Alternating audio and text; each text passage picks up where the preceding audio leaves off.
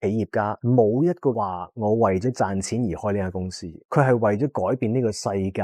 即係你話 Nvidia，佢唔係為咗我想賺錢所以做個粒 chip 出嚟。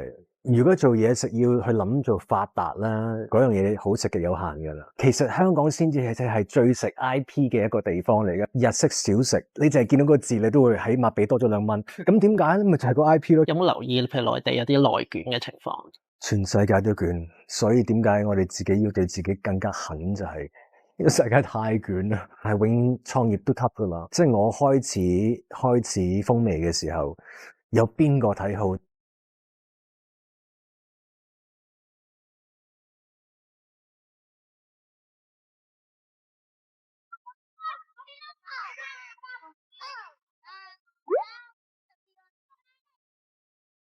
歡迎大家收睇新一集嘅有可能的話啦，嚟緊一套新戲啦，《海關戰線》就會上映。咁今日有 Kenny 啦、關智斌啦，有 Michelle 啦，亦都有 Chef Nick 謝霆鋒喺度。大家好。霆鋒係呢套戲嘅動作指導嚟噶嘛？即係我見你最近都其實喺電影裏面，除咗演員，其實你仲擔任好多角色，包括主題曲都係你自己作啦。作係唔係唱嘅？唔係唱，但係點解會有呢個興趣去參加即係除咗演戲之外嘅一啲角色嘅一套電影？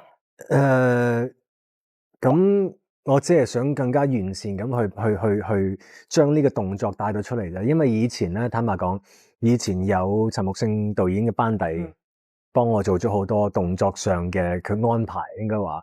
咁而家佢唔喺我哋身邊啦，所以我又想延續呢一個香港動作電影嘅一啲精神，所以就自己做埋呢一個指導，同埋揾咗自己嘅班底啦。你睇住個頭啊，大佬！我見你都幾覺得係動作片好代表香港，梗係其實我哋嘅電影可以走到全世界，係因為香港嘅 action，唔係我哋嘅 drama，唔係我哋嘅劇情。對唔住啊，真係未係咯。其實好多世界各地嘅唔同巨星、唔同嘅產業都學緊我哋香港 action。就算我 Tony Jaa，其實佢都睇咗我哋功夫片。咁但係奈何而家到我哋呢一代唔要呢件事，唔去練呢件事，我覺得其實好嘥。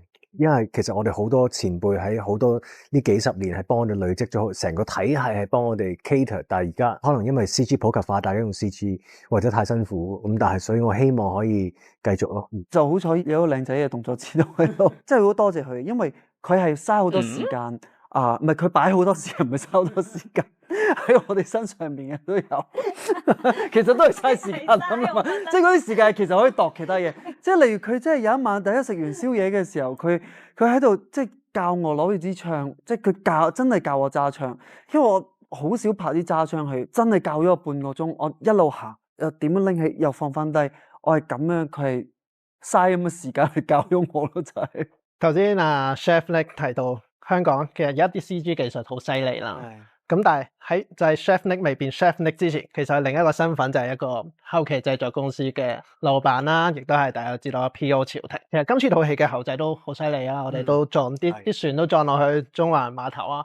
咁既然啲 CG 咁犀利，你點解仲咁需要動作或者咁需要用一個真人去上陣咧？因為好多時我哋嘅 CG 仍然港產片未有呢個 budget 去好完美地做到咁大量嘅 CG， 所以好多時如果人繼續用 CG 去打嘅時候咧，其實仍然係好參差嘅。即係我哋睇得出嗰個 outmask 又好，嗰個 layering 又好，人其實係好參差嘅。對我嚟講啊，所以同埋我覺得，如果個演員本身冇冒呢個險，佢冇經歷呢個緊張，觀眾更加唔會緊張。有好多嘢係演唔出嚟嘅，即係其實我喺佢各演員身上，就係 Michelle 側邊嘅爆破個炸彈佢真嘅，咁阿 Kenny 隔離有塊玻璃碎係真嘅。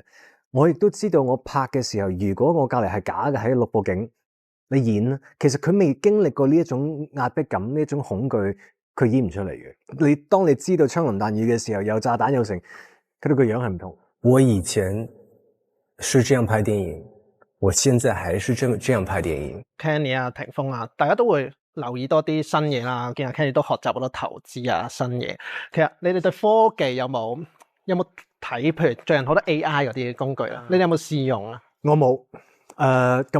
你如果 ChatGPT 啱啱講上年頭都試過叫佢幫我寫個 recipe， 係啊，你幫我整個中式嘅蛋糕，佢又真係識整一個芝士蛋糕，但係加咗五香粉喺入邊，即係我其實好創新喎。真係覺得幾好嘢，所有嘢睇落又恰當，又覺得 OK，真係 OK 喎。所以冇咁呢個係趨勢嚟噶嘛，係啊，即係非常之快，唔使我哋拍戲，唔使我哋拍廣告，甚至乎我而家可能同時坐喺度做緊訪問，但係可能出邊我嘅肖像，其實呢樣嘢我同 Manny 10年前已經講咗噶。我話英皇係應該盡快將我哋所有每一個 artist 去 scan 咗，擺落個 central data bank，而我哋嗰個人嘅 IP 仲要可以因應翻我哋當年 scan 嘅年紀，你諗下幾着數？即係我30年後仲可以我睇翻33歲嘅霆鋒嗰個樣。即係其實係應該咁樣嘅，跟住去授權 IP，即係我即係要講呢啲啦，唔好意思啊，講呢啲我可以去到好遠。我中意啊，我哋係啦，咁就即係我可以去到好遠。咁其實我覺得一定係咁去噶啦。我都有試過叫 ChatGPT 幫我寫稿咯，係啊，即係咁多美食稿。係因為好多時候我拍 YouTube 係冇稿噶嘛，咁我就想睇下，佢有咩新嘅諗法可以點樣講，我都試過，係啊，同佢即係譬如我笑愛。唔係，我都有試過。唔係，同埋佢諗嘅嘢，你係真係完全諗唔到。我覺得呢一樣嘢好勁啊，真係。或者揾一啲嘢咯，我會叫佢，即係我會想揾一啲關於乜嘢嘅書，我叫佢 list 晒俾我咁樣，我覺得幾好用。我相信已經去到一個位，嗰個 learning curve 其實已經達到咁樣，所以好快就已經，即係你講呢啲好唔好笑或者人嘅感情，好快嘅啫。所以又回歸翻個問題咪就係，如果嗰個科技再發展得再犀利啲，即係你做一個後期公司，加埋呢啲科技，其實可以令件事推進得好快啦。但係同一時間，你仍然堅持好想親身上陣，有冇呢種即係你仲係覺得有呢種真係有呢種需要？絕對有嘅，因為親身上陣，即係頭先我講嗰個戲啦，同埋即係而家科技係真係做到，但係我哋未有咁嘅 budget 去完全地。係咯，可以係真係用 AI 或者用科技做到出嚟咯。即係因為我哋咁多場口，咁多個 shot，可能有1000幾2000個 shot。咁你話如果去到Iron Man 嗰個 budget，絕對冇問題。但係我哋未有咁嘅 budget 咯。即係其實係錢嘅問題多於技術嘅問題。錢再加上我真係覺得呢個係香港 action 嘅產業嘅精神嚟嘅。呢個係 Hong Kong action。其實我哋亦都係俾呢一個唔夠 budget 逼出嚟，令到我哋要有咁樣嘅技巧。其實我哋永遠係我哋個工業係用咗好多好土炮嘅事，就可能我哋支筆冇人哋支筆咁貴，但係其實出嚟係差唔多，因為我哋自己研發出嚟。有好多嘢就係我哋嘅一啲小聰明或者香港嘅動作嘅經驗，我哋嘅格數啊，我哋嘅剪接啊，我哋套招啊等等，同埋。頭先我講即係我哋嘅前輩去度呢啲嘢俾我哋，係因應我哋嘅體格去度招。其實將我哋嘅 action 你擺落鬼佬度，佢做唔翻，係因為佢真係大隻好多啊嘛，唔係因為佢做唔到，係佢嘅體型令到出嚟嗰件事唔一樣嚇。曾經咧，你創業嘅時候，呢個 PO 潮停嘅時候，你其中嘅夢想就係想將即係啲科技技術帶出國際。你覺得經歷咗咁多時間之後，我哋呢個距離嗰個目標爭幾遠，或者個進步位去咗邊度？進步位啊，即係好似我頭先所講，其實已經如果你係有嗰個 budget 要做嘅話，一定做到嘅。即係我哋個技術上已經進步咗好快嘅啦，而家我哋嘅後期技術，但係奈何我哋嘅產業未承受到嗰個量。咁可以點樣？冇可以點樣？因為講廣東話嘅戲個量就係得咁多，甚至乎可能一路縮細緊。所以點解我話？Hong Kong action 即係其中一個緊要嘅出路就係語言有障礙啫，身體語言冇障礙。所以點解以前成龍大哥嘅戲可以走到全世界？因為佢無論係講廣東話定係國語定係英文定係非洲話，最緊要佢嘅身體語言係講得通全世界。所以我哋先要堅持呢個 action， 而科技未必會咁快取代到我哋。我想先探討兩個角色，就係第一個就阿張 Sir 啊，阿郭 Sir 啊，兩個都今日都唔係喺呢度嘅，係啦。咁一個咧就即係有張 Sir 啦，就係佢其中講過一樣嘢，就係話我唔係想 tough 啊，我係需要 tough 啊，令我好失望。我希望你緊守崗位。你覺得作為一個 leaders 啦，或者係作為一個你哋都係一啲公眾人物啦，個 tough 係咪好重要啊？係咪要好 tough 㗎？你其實你覺得？我覺得係啊，尤其是而家呢個年代咧，要攻擊你咧，其實好容易啊！即係網上面佢講一個，以前可能都未有上網留言，你都要喂當住你面鬧你，咁你承受到。但係而家唔係嘛，即係可能一個可能8歲嘅小朋友都可以上網攻擊你。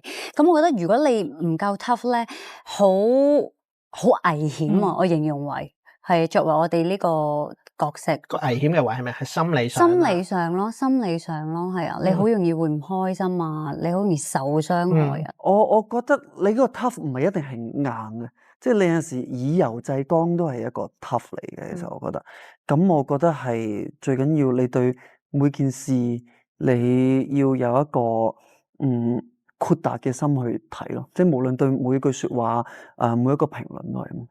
咁霆鋒咧，大師兄作為一個你應該經歷咗好多嘢，你覺得同埋作為一個已經走入咗商業領域，更加多好多每日都好多可能 business 上面嘅困難，係咪作為一個尤其是商業領袖一定要好 tough？我覺得一樣嘅，商業有商業嘅 tough 啦，即係你好多所謂嘅 decision making 要更加，因為關乎你好多員工，咁但係喺娛樂圈嘅真係學到好多頭先 Michelle 講嗰啲，即係你 handle 自己情緒啊，即係所以阿張 Sir 都話你顧住自己情緒，或者我哋點樣去睇而家嘅 media 係一個好好嘅磨練嚟嘅。有冇試過喺譬如做生意嘅時間，即係有啲都幾 tough 嘅時期？永遠都有 tough 嘅時期，如果唔 tough 嘅，我相信你就冇 push 到自己去嗰個即係嗰個極限咯。咁有冇啲時期係話，其實我都 tough，但係我都嗰個時間都好艱難，但係我唔可以俾同事知道，只能夠自己去面對。創業永遠頭嗰2-3年，睇你好唔好彩，或者係睇你即係嗰個係咯，自己個公司嘅發展情況啦。但係永遠創業都 tough 噶啦，即係我開始風味嘅時候，有邊個睇好？其實我就算俾即係我哋英皇公司都一路整咩嘢食啫咁，但係你要堅持嗰段時間，或者我做咗藝人咁耐，我去喺另外一個領域，任何領域都係你發展唔會有人睇好你㗎，尤其是你發展嗰個行業嘅領域，更加唔會睇好你。直至你得到一啲少少嘅成績，或者你堅持到點樣，係咯，永遠都係 tough 嘅。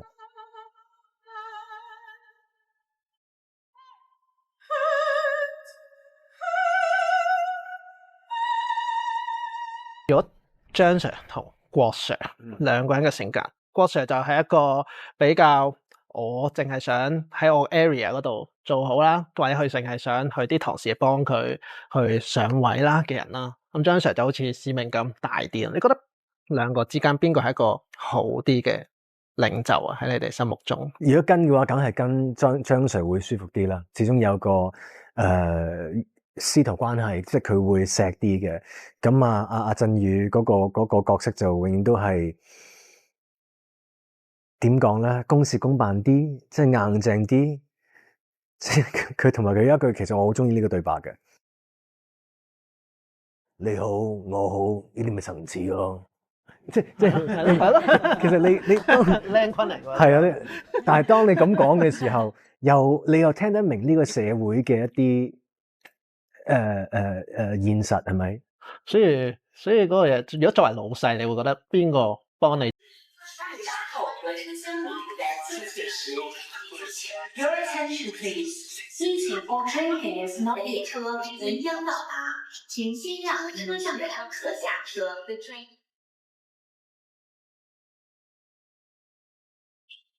你是一个孤独的人吗？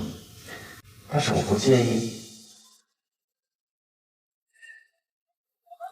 我忘了，其实我已经没有太在意我的过去了。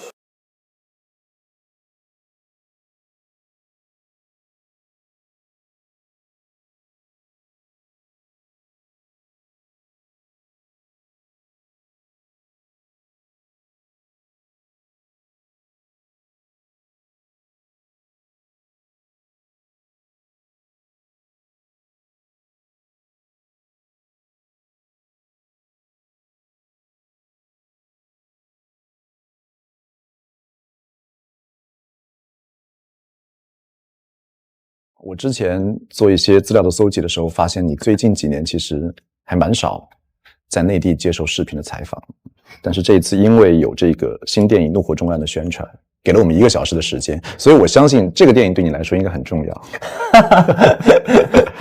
这个倒推是非常合逻辑的。是，这个电影我上个月在香港看了这个试片，我能说是我近几年，可能近10年最满意的一个作品。我跟这次电影的导演陈木胜导演其实也起码有6到7部电影的合作，可能是5部电影，然后2次的这个客串。是，他在我的演艺生涯里面其实影响了我好多。冲击法治的人，警方绝对不会容忍。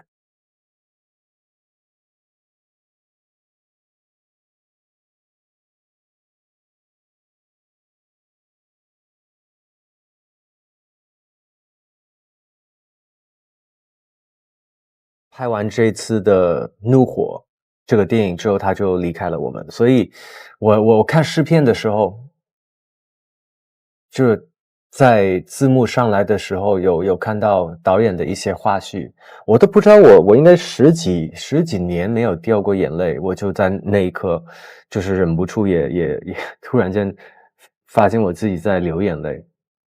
这部可以说是纯正的港式动作电影，是我希望可以把这个所谓的 Hong Kong action 港片动作电影的这个标签可以延续的长一点点。你刚才这个感慨其实也是我作为观众的一个感慨，因为你知道我小时候也是经常看港产的动作片，这次我也提前看了这部电影，很熟悉的感觉。你从出道以后就一直拍了很多这样类似的动作片，所以你到现在还是对于这种类型的电影会有特别的感情，是吗？因为我小时候我看电影，我就是模仿这些人，就是成龙大哥啊，李连杰老师啊，丹哥啊，就是这些人我确实就是以前我们是看那个卡带的时候，一格一格回放啊，这个腿是这么摆啊，这个棍法是这么耍，就是家里都不知道破了多少东西，是因为这些前辈们。现在我终于到我了，我可以来参与到跟他们的合作里面，或者是我也可以成为里面的一个打的人物。但怎么讲，其实拍了这么多年的动作片，我知道你身体已经累积了很多的伤患。我記得曾經有醫生對你說過，說喂，謝霆鋒啊，你過咗35歲之後可能坐輪椅噶啦，你行唔到噶啦。所以為什麼現在還敢拍這樣的動作戲？每個演員在熒幕裡面都應該有他的崗位。香港電影能夠走到很遠很遠，是憑着 action 動作這兩個字。當然我們也有很多很棒的這個就比較文藝的片子，但是能走到國外的最終還是 action 這個字。所以我希望可以透過這一個國際語言，再把咱們的這個電影的精神讓更多的人能看到。所以你內心還是會有一團火，說想成為下一個 Bruce Lee 或者是 Jackie Chan 這樣子。不是要成為誰，但是我只是希望輸出我們非常優秀的一些元素。但是你完全可以通過用替身或者是特效的方式去做一些危險的動作，但是我聽說你拍動作片是很少用替身。是啊，因為如果你一旦開始用替身開始走那條路，其實你的傳播就沒力了，沒有說服力。沒有說服力。沒有說服力。其實那個也是以前我看這些偶像們這些前輩們換回來的一些，我為什麼會信服他們？就是我知道他們也會很實在的自己不用替身的去上陣。你會覺得說我要做到最好？肯定，在盡可能的裡面，就是我不能說每一個鏡頭啊，有一些特殊情況，比如說什麼導演也覺得啊，不要這個不需要你，因為還牽涉到100多個群眾，你怎麼樣？好，有一些我們還是要妥協了。這個說實話，但是盡可能一定要自己來，因為這個是積累了，不僅僅是觀眾對你的尊重，但是其实你整个剧组也会给你多一层 respect。所以你觉得动作片是值得你付出健康的代价的？绝对。我这么说吧，我拍动作电影，我跟尤其是陈木胜导演的，在很多电影里面，我敢说，我是用生命当赌注去拍的。其实我们做动作电影，我很多时候被我妈，特别是我妈会骂，喂，你这个疯子，或者是需要这么拼命吗？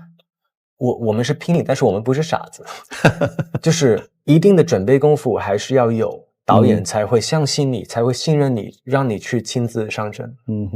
我们也是抱着很多，就是整个剧组的期望也好，信任也好，背负责任也好，其实我们也不能够失败。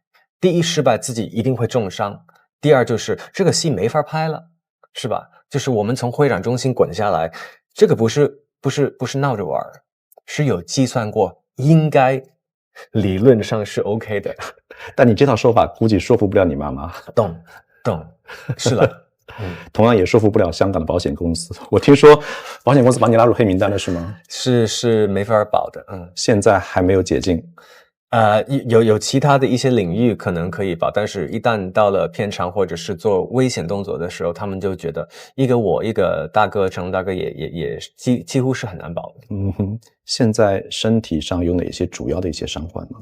会影响你？好很多了，就是已经有很多的旧患，比如膝盖啊、什么脊椎那些，就肯定手指啊，就是有很多其实永远伸不直的啦，就是永远伸不直。对啊，桌面上你就看到，其实这里面就压也压不下去，有丝针在里面，所以有很多这种小地方，反正就对。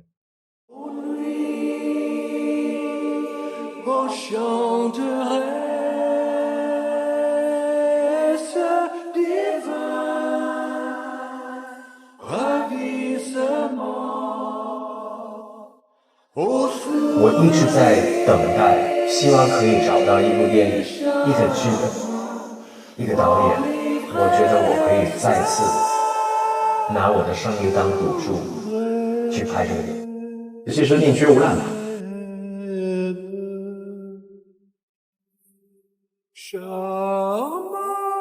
就是还是去做一个演员的本分，按照剧本去做，可以这么说。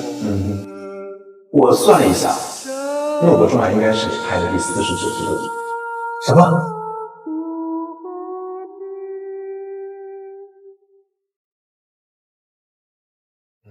我发现你其实这些年，包括像阿奥，你演过很多这种内心很复杂的，在困境中挣扎的一些角色，比如说像最早期的《十月围城》的阿四，还有像《新少林寺》的曹瞒呐，对，还有《线人》里面的戏鬼啊，还有像《救火英雄》里面的何永森啊，等等这些非常复杂，甚至有一点点阴暗小小的或者执着的这种角色。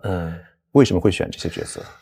我不知道这个好像更多是导演们喜欢找我的去演的一些理由。我本身也觉得演这样比较复杂的角色是比较有挑战性了。最近几年你演的这些角色，很多都有一个共性，他们都有一种边缘感，有一种孤独感。可能心地很善良，但是却不被理解，甚至会获得一些不公正的对待。我很想知道，就是你在演绎这些角色的时候，你会尝试从自己的生活经历当中去找一些共情或者是相通的地方吗？我不会，因为我不希望这个角色里面有任何的谢霆锋的这个联系在里面。